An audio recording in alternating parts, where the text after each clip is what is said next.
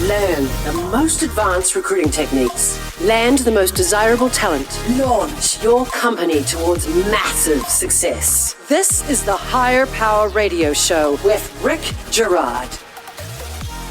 Why hiring through the pandemic is a strong indicator of an innovative business. I'm Rick Girard, and welcome to the Higher Power Radio Show. We help entrepreneurs and hiring managers solve difficult hiring challenges by providing solutions to your most challenging hiring problems. We share insights from top-performing rebel entrepreneurs, disruptors, and industry experts like our guest today, Mr. Jay Connor. Recognized as an early thought leader in collective impact, Jay is the founder and CEO of Learning Ovation. The mission of Learning Ovations is to have all students reading at or above grade level by the end of third grade. Jay is a C-suite officer with 2 separate Fortune 500 corporations, has extensive leadership experience in business, nonprofit, and policy areas, which is what makes Jay the perfect guest for today's topic. Jay, welcome to the Higher Power Radio Show. Hey, Rick, it's just a joy to be here today. It's a pleasure to have you. One of these days I'll get my mouth working. I've only been doing this for 4 years and I still botch up the intros. It's kind of my trademark now. Good. Today we're going to be discussing a few things. We're going to talk about why you should be hiring now, and then we're going to go into how to evaluate your business and learn how to skate to the puck. We're going to talk a little bit hockey today. Exactly, Rick. Let's talk about the challenge. And if you don't mind, share a little bit of your story as to what put you in the position of thinking, hey, look we need to be the people who are hiring right now as opposed to just maintaining the status quo. Well, I think probably for context, the best contextual issue is the fact that we're in early elementary education.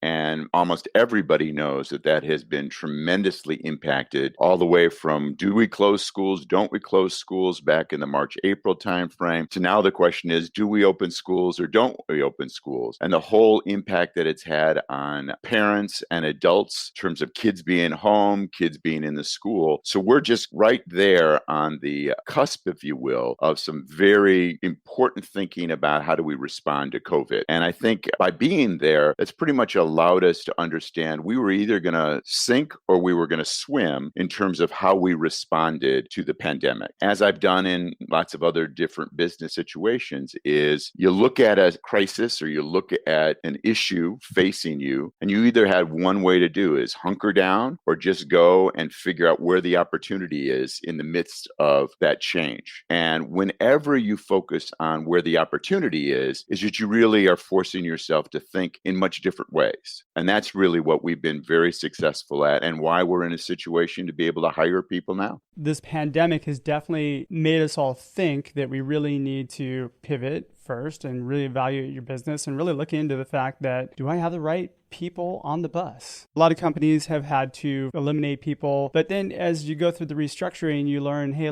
maybe I didn't have the right people in the right seat. And now you have the opportunity to make sure those people are either in a different seat or find the right people for that seat. Absolutely, Rick. And to some extent, you almost even have to ask, are these the right seats to have on this bus? So it almost goes back to that preliminary piece. And when we were confronted with the pandemic, and this is even before the PPP opportunity from Congress to help us maintain the workforce, is we went through a person-by-person review, department-by-department review in terms of, are these the best folks? Are these the best ways of organizing our work to move forward into this unknown space? So we started at that review. You had the luxury to be able to do that, which a lot of us were heads down, just thinking, okay, well, this isn't going to turn into anything really significant. I think a lot of us got caught with our pants down. Yeah, I think so.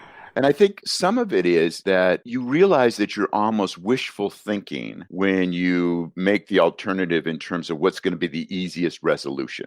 I think what you almost have to force yourself to do is, what would be the hardest resolution? What would be the worst case scenario? And then begin to say, well, what if that plays out? I think that forces you to not get into that hunkering down environment, is that you really think back, boy, this could be much worse. We don't know what it's going to play out. We know that the last time there was a pandemic, it lasted for 1.5 years. What do we know now that why it would only last for a couple weeks? It's much better if you plan for the worst, because if the worst doesn't happen, there's no downside. If you planned for the best and the worst happens, you've wasted a lot of energy and perhaps prevented yourself from responding to that worst. That is very true. We've gone through the phase already where a lot of people have been forced to pivot. What are the challenges that you're seeing in your business right now that are maybe hindering or helping you to find more people? Well, in terms of finding more people, I think the very first thing is what you started out, Rick, is you're going to make that assessment. The folks on the bus, how are we doing? And then the next question that I think you need to ask is, are these the right questions you should be asking? Are these the right position descriptions that you should be recruiting against? Because a profile of a person that would have been very appropriate 6 months ago might not at all be the profile and the skill set or the competency that you're going to be looking for going forward. And a lot of times we allow ourselves strategically to move forward, but all of our administrative and all of our tactical things stay back where we were. And so I think it's very important to make sure that you're aligning yourself with what is the strategy, and then are you sure all of those enabling kind of heavy lifts. Writing position descriptions is nobody's way of spending a weekend, but it's a very important way to think through, am I going to get the people that align up with where we want to go? God, I wish I would have gotten that memo years ago because I spend my weekends writing position descriptions all the time. You brought up a really good point there, which is we've almost been forced to take a step back and actually be more strategic, which is good. As a business, now you need to start thinking, where does this business need to be a year from now? And like you said, plan for the worst, evaluate, and then hire for that person that you need to have a year from now and let them grow. The other thing is, I think a lot of us entrepreneurs, we have a need that needs to be filled. And so we go after that need, that one person. We're looking for somebody who's done exactly what you need them to do. Nobody wants to do that. I have this conversation all the time. Why would I want to go take a job with your company doing the same exact work that I'm doing right now for less pay? They'll go do it in an Amazon because they'll get a nice healthy raise in salary, but there's really no reason to hire. Let somebody grow into the role. Let somebody rise to the occasion. They're going to perform and you're going to just get a much higher quality of work out of them. Absolutely. And Rick, the way I think you can do that,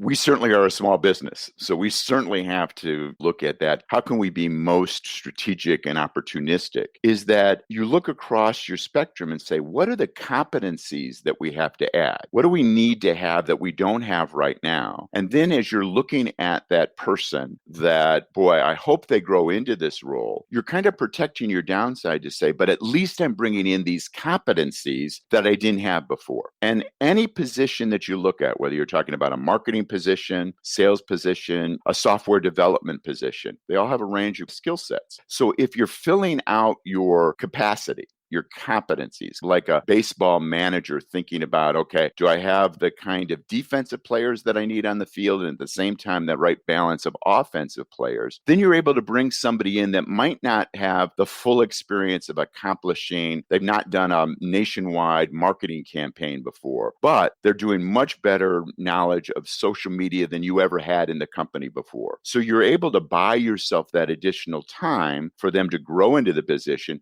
because they're filling in a capacity that you didn't have. Why is this important to other entrepreneurs to look at it from this perspective? I think the main, speaking, having done a number of entrepreneurial startups and then coaching and teaching in terms of entrepreneurism, is we tend to think about it as the entrepreneur. We tend to think about it as us. And as soon as we can get to thinking about it as we or as them, and what are the things that I need to support myself with, is the faster that you can move from an entrepreneurial enterprise to a real business. And it really is, how do you move yourself? That's not saying that you're not important. That's not saying that you're not valuable, but you are just one of.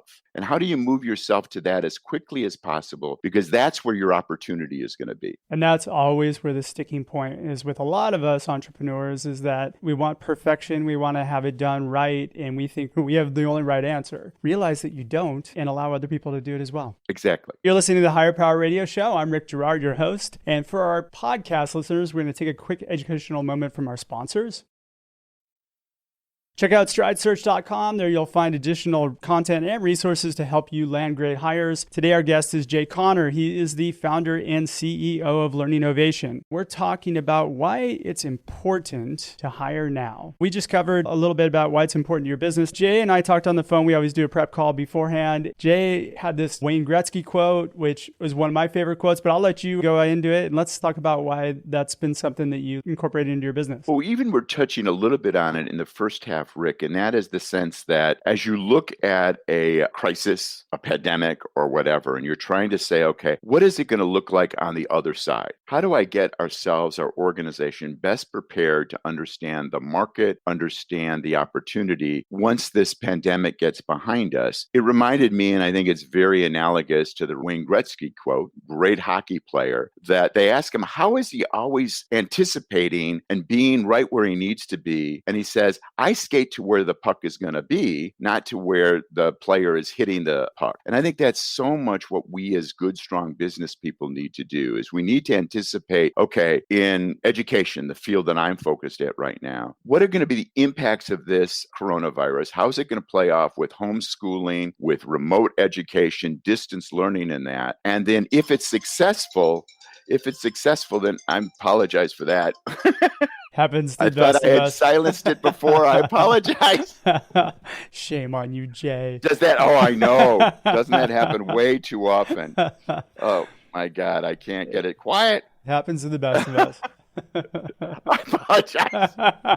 It's all good. Good break and good laugh. Yep, exactly. So that is the point in terms of envisioning where the industry, your market is going to be, so that then you're setting up structures and recruiting people that are going to succeed in that market next year, not in the market that you knew or you understood from last year. So you're evaluating where the opportunity is going to be as opposed to what it is now, especially what it was before. Exactly.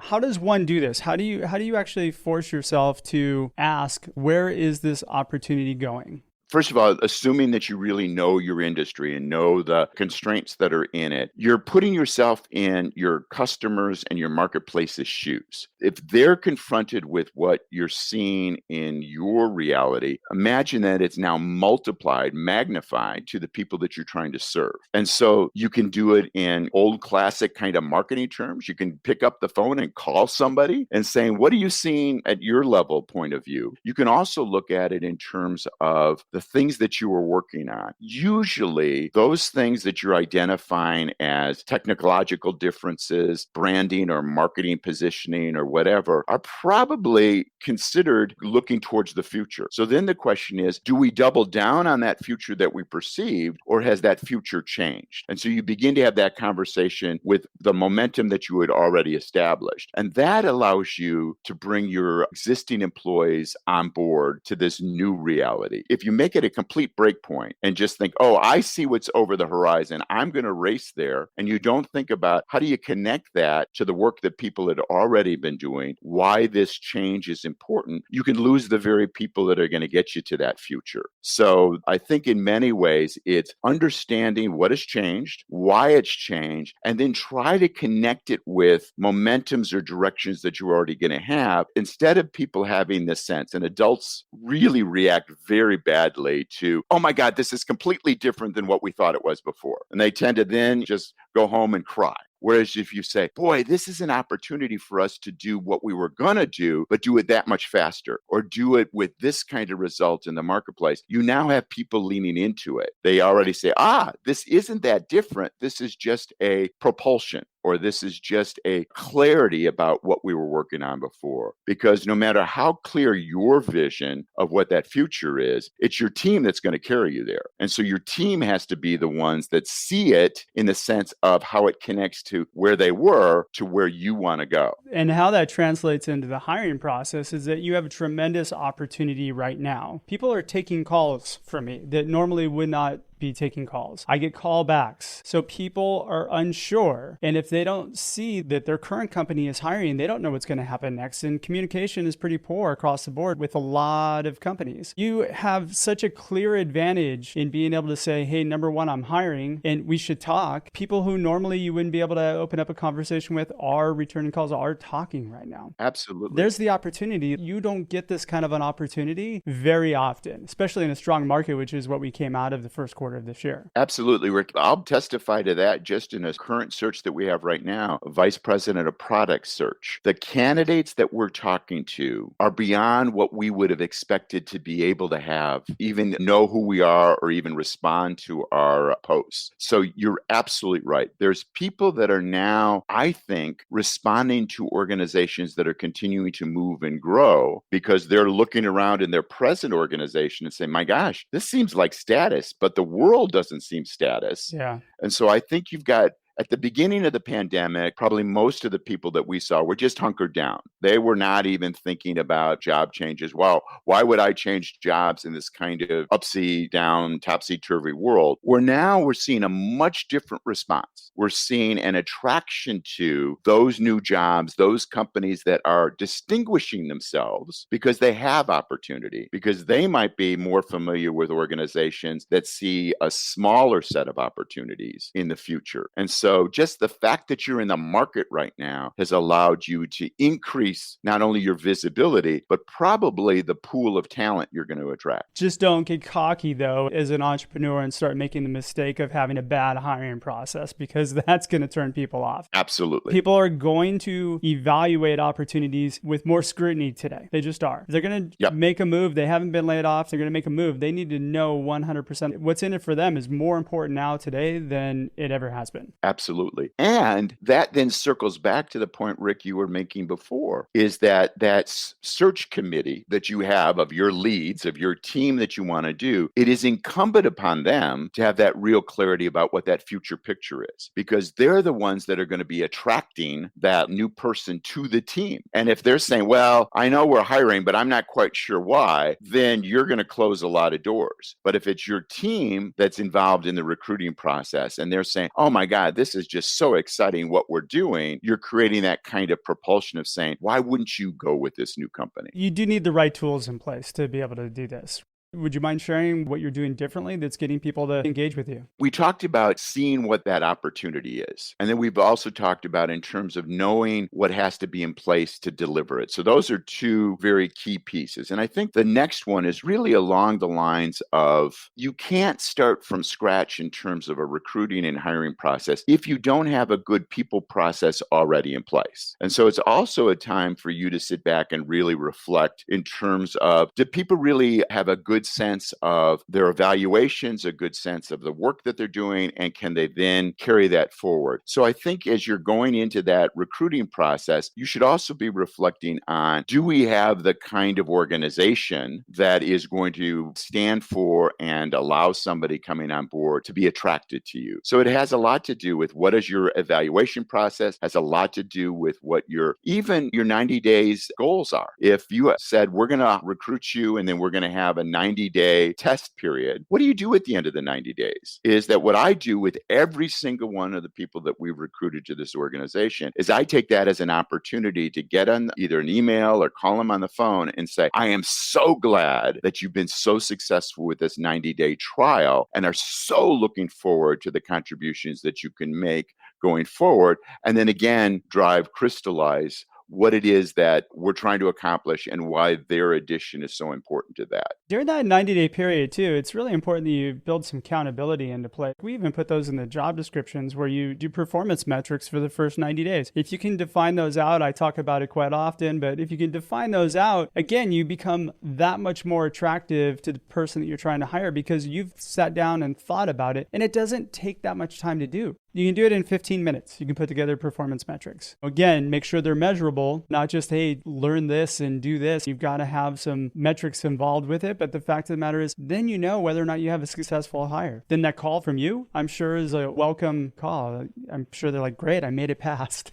Exactly. Absolutely. I think to some extent, Rick, we might have a little bit of leg up in the sense that our mission is, how do we get more and more children reading at grade level? So therefore, we've really set a criterion. We know how to measure that. We know our accomplishment towards that. So then as we start relaying that in terms of employee evaluations, in terms of employee matrices, we know that there needs rigor to that. Otherwise, you're just kind of guessing. Otherwise, it becomes a popularity contest versus are they really contributing and pushing the company forward? So I can't agree with you more in terms of that sense of having real clarity about what it is that you want people to do. And if you can't measure it, you probably shouldn't go ahead and hire the person, because if you can't measure progress, it's probably not somebody you need to have on board. Sounds like you're saying that if you can't actually tie it to the business objectives, that is not a good performance metric. Exactly. That's a really good point, because I think we set performance metrics that aren't tied to the business. When you evaluated your team, let's go over that really quickly. What were the steps you went through to evaluate your team to figure out whether or not you had right people on the right seat? The first thing is that, again, remember, right at the beginning of COVID, we didn't know whether there was going to be governmental help. We didn't know what that landscape was going to look like. So I was really confronted with, I knew how much working capital I had. I knew how many months I could keep the door open. The question that I needed to have at that stage was, can I justify for what we needed to accomplish all the roles that we had there? There were several roles that we could just not justify, either in terms of performance or in terms of the value add that we were getting by having that role. So I think, to some extent, you should always have that as constantly on your mind. Are you able to justify those roles as you try to move forward? And so we probably were close to 10+% of the folks that we said, boy, we just really can't justify moving forward. And so that became that first decision. And then the next decision became, now what kind of resources do we need as we're responding to this changed environment? I probably wouldn't have had the ability to recruit or to bring on those different resources if I hadn't gone through that first process in terms of saying, am I sure that the people that are presently with us are actually going to be the ones that are going to get us to success? That's a great point. We're getting pretty close on time, Jay. What would you say would be 2 or 3 key takeaways that you can give the audience that can plug into their business today? The first one, it's never too late to pivot. Right now, if you've spent the last 4 or 5 months hunkering down, what I would really say is you can still sit down and say, you now have a probably much better sense of what the future is going to be for your organization than I had back in the early June timeframe. So that's an advantage. Take advantage of that. Yeah. Don't feel, oh my God, I didn't respond or I didn't act. Just act. Go ahead and do that. So that would be the first one. It's never too late to pivot. And I think the last one is that whole thing of taking that honest appraisal of the team, is that you are not being a bad person by asking the fact is that, are we building the best team? When somebody decides that, boy, we have to go out on the free agent market and find a new second baseman, you're not a bad person. You're responding to what are the things that we need to do to be a successful team. And I think those are the 2 things that I would say is be really clear on the folks being there as being those that can help the organization as a whole be most successful, and never be afraid to pivot. And that takes us to the end of our show. Jay, thanks so much for your time investment today. And I want to welcome you to the Higher Power Radio community. What would be the best way in which members of our audience can find your company and reach you? I would love folks to look at our website, which is Learning Ovations, LearninOvations.com. And then we have lots of availability on Facebook,